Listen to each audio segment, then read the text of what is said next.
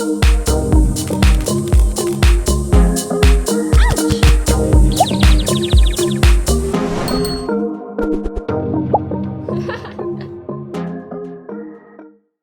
everyone, I'm Meredith and welcome to my channel. If you're new here, I'm so excited that you found me, and if you're returning, I'm so grateful you've decided to come back and watch more. I love all things luxury. I love luxury shoes, I love luxury handbags, luxury lifestyle and vlogging, and if they're things that appeal to you, I hope you'll do me a massive favor and hit that subscribe button down below. Hitting that subscribe button costs you absolutely nothing and means so much to me, so I hope you'll help me out. Today we're continuing on with the New York unboxings. There are so many! And we're going to do my pre-loved pieces from Fashionphile, and I have one from What Goes Around Comes Around. So I have already done one Fashionphile unboxing. It deserved its own unboxing. It was a beautiful, beautiful Chanel piece. I will link that unboxing down below if you've missed it, but I couldn't just throw it in with a haul or a group because it really needed its own moment in the studio lights. Not so much in the spotlight, but in the studio lights. So I did that separately. So I got that piece from Fashionphile. I have two more pieces from Fashionphile and one from What Goes Around Comes Around. So this is more of a, pre-loved haul, if you will.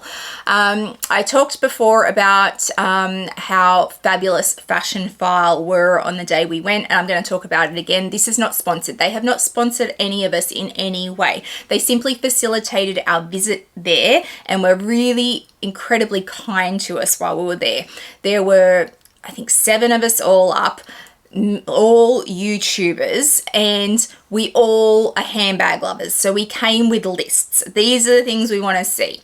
And they let us choose 3 things at a time to look at, and then we could choose more and send other things back. And we had, I think, 2 or 3 staff members just basically running back and forth for us constantly. And they were so, so good. And we were there for about 3 hours. And we all, barring Lisa, who lives in New York, we all bought things. So yes, was it worth their time to do that? Most certainly, because they made many sales. Did they understand that we were YouTubers and therefore that this would almost be free advertising for them? Sure, I understand that. And did that contribute to them being nice to us? I can't speak to that because I've never had any other dealings with Fashionphile before, but I can most certainly speak to my experience on that day, which was I thought they were phenomenal. I thought they were so helpful. I enjoyed the whole process. I could not live in New York or anywhere where Fashionphile is based because I would be absolutely broke, and they just had amazing stock and staff. So thank you, Fashionphile, for facilitating our visit and for being just fabulous to us on the day. So let's unbox these 3 pieces. I might do the piece from What Goes Around Comes Around first.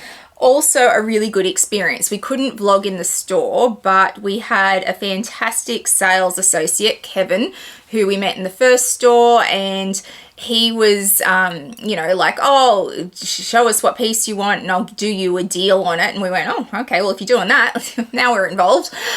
They had phenomenal stock. They had a lot of pieces, especially vintage Louis Vuitton pieces, which I was very interested in. I will say they were a little expensive. There was a Murakami Keepall in black, and I still need a black one, but it was, I felt like it was way over what I was willing to buy one for. And admittedly, I have Una in Japan, who is always so kind and helpful when I want to find these pieces, and I feel like I could get it much cheaper from Japan, so I didn't buy it because I felt like it was just a little bit overpriced. But overall, brilliant stock, brilliant pieces, and if you really want something and it's there, then you pay what's they're asking for it because you want it enough. And this was one of those pieces. So I only got something little, so it comes in a What Goes Around Comes Around little dust bag. And it does fit nicely in my collection because I didn't have this piece yet. And we have the Cherries coin purse. So I think the only other Cherries piece I will hunt now is the pochette accessoire. I have this and this. There is another one, another unboxing to come. And do I have anything else? Oh yes, I have the key, I have the clay. I feel like it's just the pochette accessoire that I need. So This is the coin purse. It is the original round coin purse, so it's just monogram on the back. You've got the cherries on the front, which are in amazing condition. It has not shown a lot of wear, which you often find with the cherries. They do get worn. And then when you open it up, it has the red leather interior that we saw in these pieces, and it has the little lobster clasp that you can attach it to things with. And, oh, I don't know what you are. Are you an they've authenticated it. So they give you a little authentication QR code. So it has been authenticated. It's beautiful and clean on the inside. It does not have a dust bag, but I feel like the SLGs didn't always have dust bags, or yeah, I don't feel like I got one with my clay either, because the dust bags for this original collection were red, and it's very hard to find the red dust bags. This bag has the red dust bag. This one does not. The red dust bags tend to be collector's pieces in themselves, so people sold them off or lost them, one or the other. But I feel like you didn't used to get dust bags with SLGs. Back when I first started buying Louis Vuitton, you do now. So I don't feel like this ever came with a red dust bag, but I'm super excited to have it. Like, that's another vintage piece for me. And yeah, I love it. And it's in great condition. It was a decent price. Don't ask me what it was. I know I had enough cash on me to buy it, so it wasn't thousands of dollars certainly, but yes. So, and they did me a deal on it. I think he took about $100 off for me. So I am very happy to have my little cherries coin purse. So another Louis Vuitton vintage piece for me. We might break this up into a Chanel piece, and then we'll end on another Louis Vuitton vintage piece. So I had seen this on the Fashionphile website, and I had earmarked it to see it, and as soon as I saw it I was like, yeah, I want to own that. So this is clearly a Chanel SLG, so let's open it up and have a look. So it does come with the Chanel dust bag, which is just sitting in there, and clearly the Chanel box. It also comes with the authenticity card, which is great. And we have a card holder from the Egyptian collection in gold.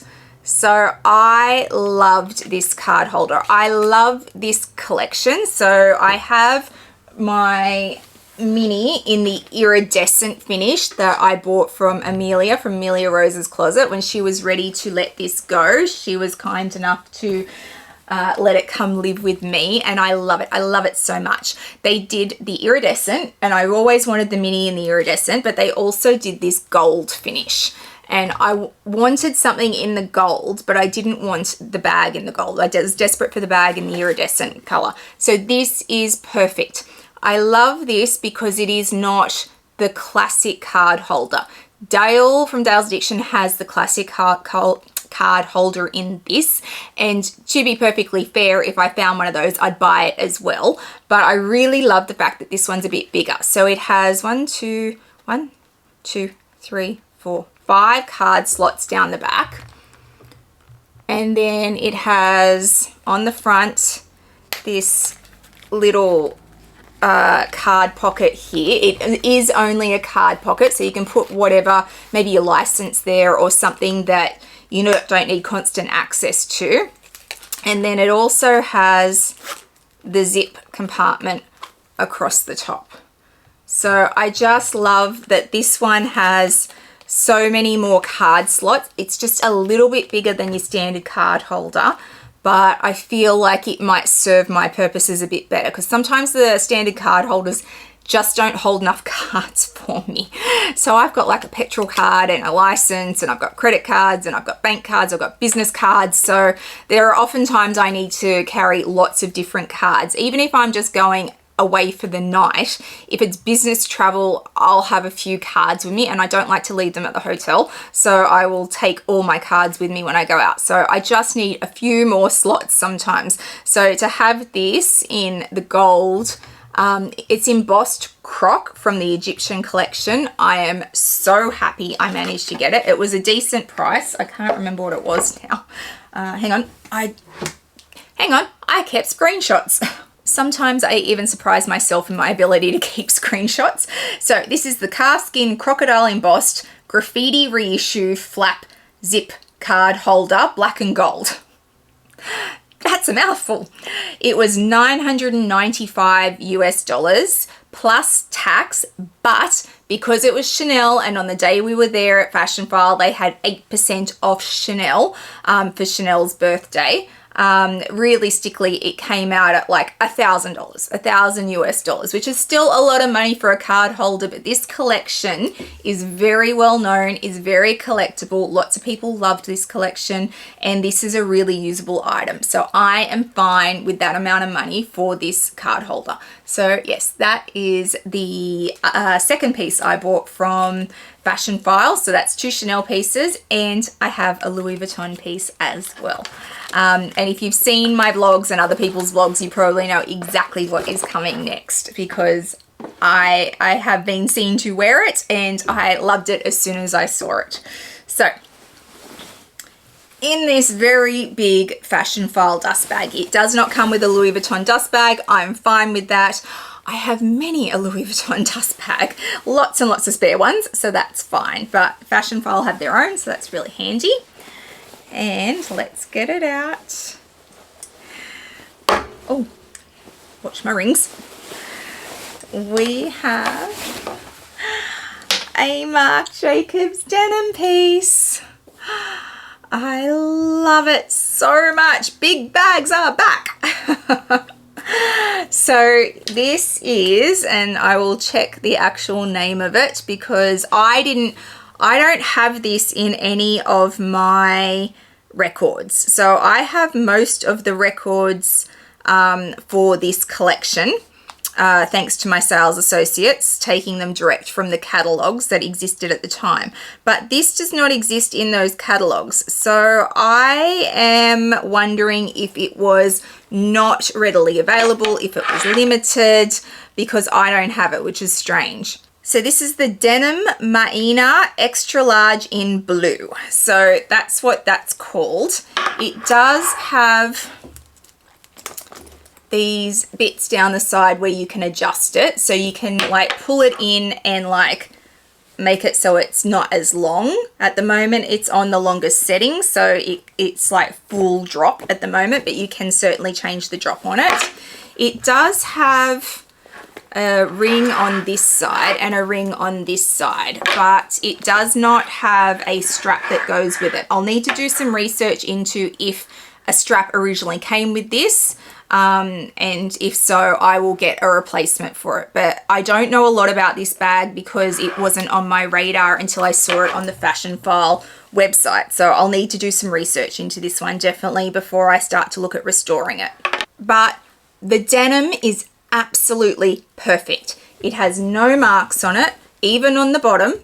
It's in perfect condition. There is not a lot of fading in this. When I open it up, and it's interesting to me that this is not a koala nose. So koala noses are the term we use with the clasps that we generally see on this collection. This is not a koala nose, which is very interesting to me. It is authentic, and I know this, but it is not a koala nose, which is super interesting to me. So I'm wondering if it didn't come out with the original drop, but was a later design or a limited design. Research is needed. The inside of this is perfect, clean. There is not a mark on any of this suede. It's amazing. It does have this attached to it, so you can, oh, that explains it. Ah, worked it out. Worked it out, people. So that is not for a strap, it is for security. So these rings are for that which is attached to it. It is not for a strap, it's for security. So to pull it in, you do that. Well, we'll just make it up as we go. It does have an internal pocket. It does have the old-fashioned phone holder. which will no longer fit our phones. And yeah, perfect and clean on the inside. The pocket is clean on the inside. There are some watermarks on it. So there's a watermark there. The handles are actually in pretty good condition. There are lots of scratches on the VVN around the top there. These have been well worn, but that's okay. And there's a little, and there's wear on this strap. But this bag would be at, you know, at least 17, 18 years old. So realistically, it's doing well for its age. We'll give it that. Handbag years are like dog years, I feel. Like every year of a handbag's life is like 7 real years for a human, especially if it's been used a lot. So this is my beautiful new Marc Jacobs era denim piece. So I have yet another one, and it's got a great strap drop on it. Like, it fits nicely under my arm. It gets to my hip. It's a big, big bag. This is what we had, people, in the early 2000s. It was all big bags. Will I restore it? I feel like I'll have a conversation with Peter at Louis Vuitton about it and go, what do you reckon? Send it up to repairs, see what they think, see what they can actually replace of this. But I also really want to do some research about it because, like I said, it's not in the catalogs, the original catalogs that came out. So for those who are unfamiliar or who are too young to remember, back in the day before the internet, when you go and shop at Louis Vuitton, if you were, you know, lucky enough, because not everyone got one, they had these catalogs, and they were like little books, like A4 books, and every bag that was out at the time was listed in that book. They would also list all the trunks and anything else they had. So, I mean, it was a time when they had like a decent amount of stock, but certainly nowhere near as much as they have now. They couldn't do catalogs like that now. There are far too many releases. They would change too often.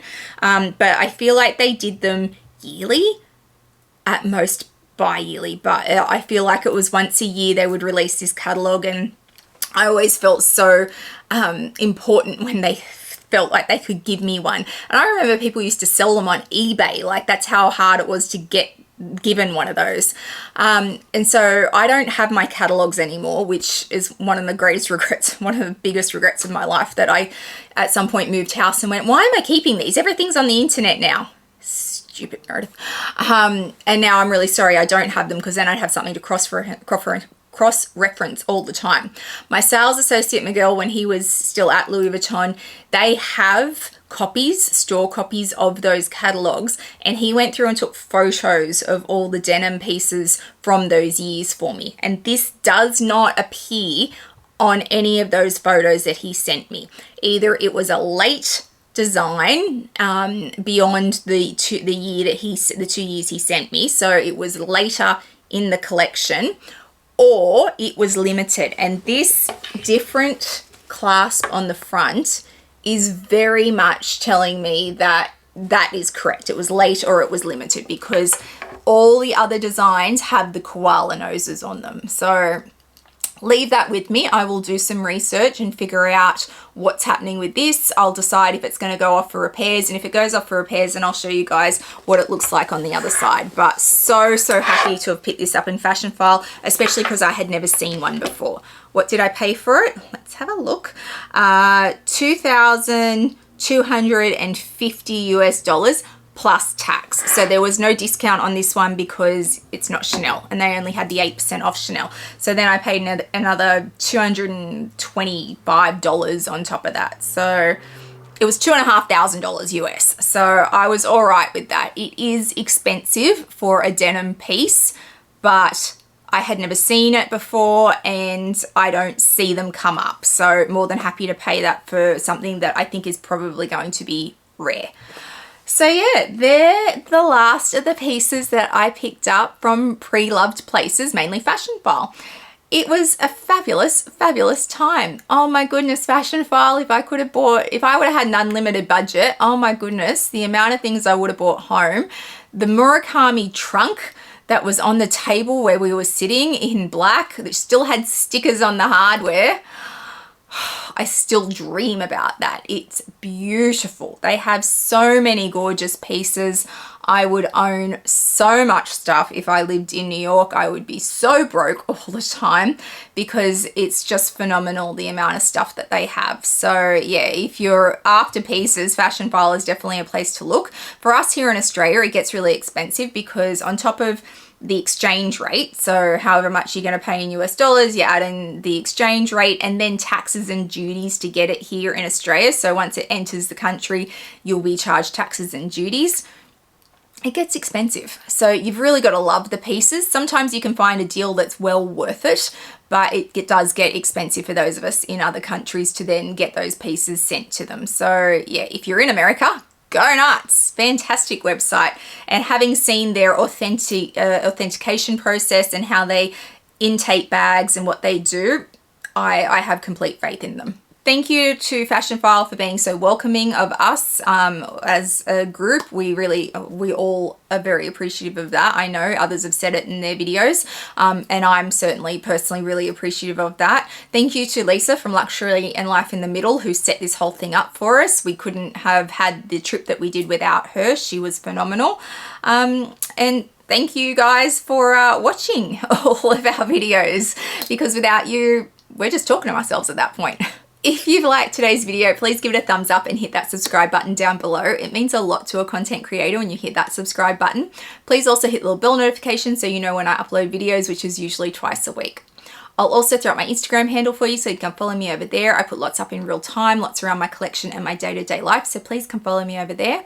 I hope wherever you are in the world today, you are having a fabulous day, and I'll see you guys in the next one. Bye guys.